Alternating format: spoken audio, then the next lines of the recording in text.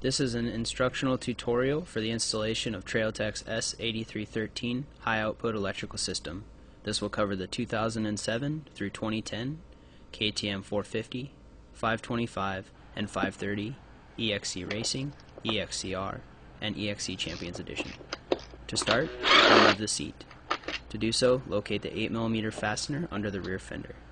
Once removed, lift and remove the seat. Remove the right and left side radiator shroud fasteners. Again, using your 8mm socket, remove these fasteners. To remove the right side, you will also need to remove the horn and horn bracket. To do so, disconnect the two spade terminals found behind the horn body and remove from the machine. Turning off the fuel on the petcock, we're now going to remove the fuel line, followed by removing the final 8mm fastener found under the seat, holding the tank to the frame rail.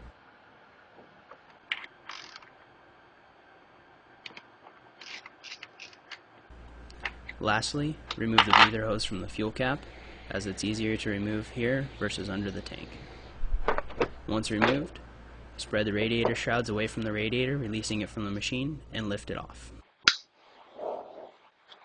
With the tank removed, locate the stock lighting connections. These will be identified as a single yellow wire with a spade terminal and a single white wire with a spade terminal. Disconnect these from the stock harness and stock stator, as well as the 2-pin blue ignition plug. To proceed, we will need to now drain the oil. Optionally, lay the bike on its side to prevent from having to drain the oil, as we will be opening the side case, exposing the oil cavities. If choosing to lay it on its side, optionally remove the skid plate by releasing the quarter turn fastener and removing the skid plate from the bottom of the machine. In addition, remove the shift lever, also using your 8mm socket, to allow for an easier removal of the side case. With the shift lever out of the way, now remove your 8mm fasteners holding the side case to the side of the motor and remove the side case. Make note to remove it gently, as the side case gasket is easily torn. It is highly recommended upon removal of the side case that you replace the gasket. If the gasket is removed and a new one is installed, take care to clean the surfaces of both the outer case and inner case prior to reinstallation. With the side case successfully removed, we are now going to remove the stock stator core. To do so, you will need to use your number 20 Torx bit to remove the fastener holding the wire guide to the inside of the side case.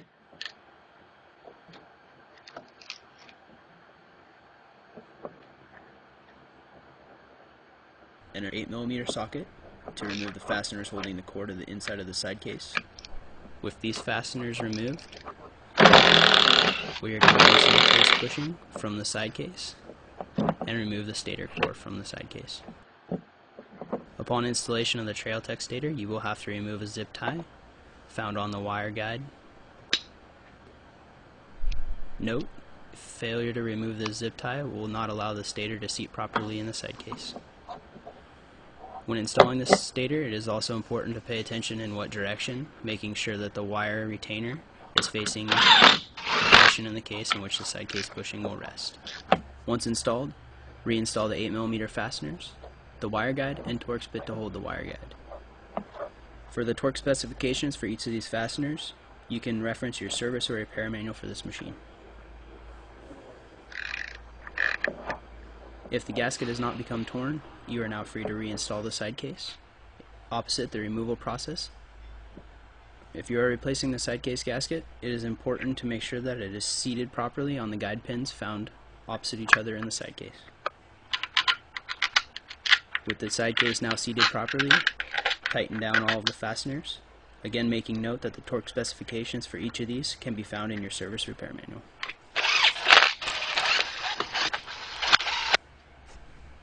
Reinstall the shift lever, again paying attention to the torque specification, as well as reinstalling the skid plate, making sure that the quarter turn fastener is locked. With these installed, you can now stand the machine upright. If you have chosen to drain the oil versus optionally laying the bike on its side, be sure to fill the oil back to the specified operating level prior to motor operation. Route the new Trailtech stator leads opposite the removal process of the stock ones and refasten them with zip ties. Note, upon installing the zip ties, leave appropriate slack allowing the wires to move freely. Install the provided TrailTech jumper. To do so, we will have to remove the stock headlight, exposing the connector bracket on the face of the stock triple clamp. To do so, release the fork straps found on the right and left fork tube. You will also need a 6mm socket to remove the cable guide to disconnect the headlight from the stock wire harness. With the stock headlight removed, we are now going to locate the 2-pin switch DC power connection on the OEM connector bracket found on the face of the triple clamp. This can be identified as a 2-pin Molex connector containing one brown wire and one yellow wire with a red tracer. This step is particularly important. This step will provide switched DC power to all the lighting accessories and is a key important step in the installation of TrailTech's high output electrical system. Route the remaining red-yellow wire with spade terminal down the left side of the motor, following the stock wire harness. To do so, we will take our 8mm socket, loosening the fasteners holding the CDI to the frame, and gently pry the CDI away from the frame, allowing for appropriate distance behind it to route the new wire. Once routed, reinstall the CDI by simply tightening down the fasteners, again paying attention to the torque specifications that could be found in your service repair manual. Locate the regulator rectifier. Again, using the 8mm socket, remove the stock regulator rectifier from the frame rail. The regulator rectifier can be found directly in front of the ignition coil in the Y of the frame. Once removed, disconnect the stock 4-pin connector from the OEM regulator rectifier and remove it completely from the machine. Reinstall the TrailTech regulator rectifier opposite the removal process using the same 8mm fastener, and reconnect the TrailTech white 4-pin connector into the stock 4-pin connector the OEM regulator was removed from. Note, the TrailTech regulator rectifier will be provided with 2 additional wires, a pink wire with a spade terminal and a yellow wire with a male spade terminal. In this installation, the pink wire will not be used. To seal this off, use the provided 3/8 piece of shrink tubing and insert it over the spade terminal. Using the heat gun, shrink tube this and seal it off. Locate the single yellow wire on the provided TrailTech regulator rectifier separate from the white 4-pin connector. Plug this into either provided yellow on the new TrailTech stator. Locate the white wire in the factory wiring harness previously connected to the stock stator and connect it to the remaining yellow wire on the TrailTech stator. Locate the yellow with red tracer wire previously routed down the frame rail from the step before and connect this to the remaining yellow wire connection on the stock wiring harness. Lastly, locate the blue 2-pin ignition plug on the factory harness and connect it to the white ignition plug on the TrailTech stator.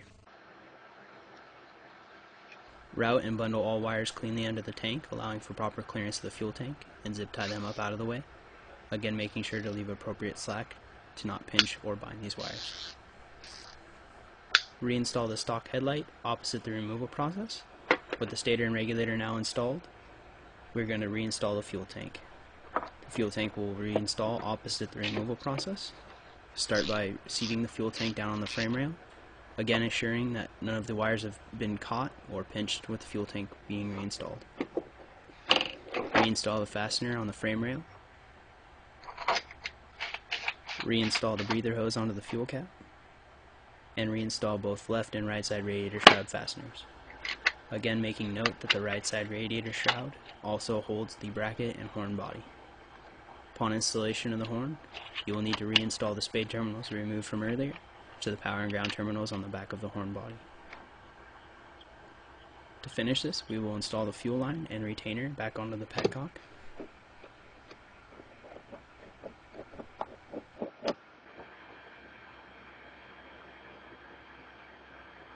Place the seat on the machine and reinstall the fastener found below the rear fender.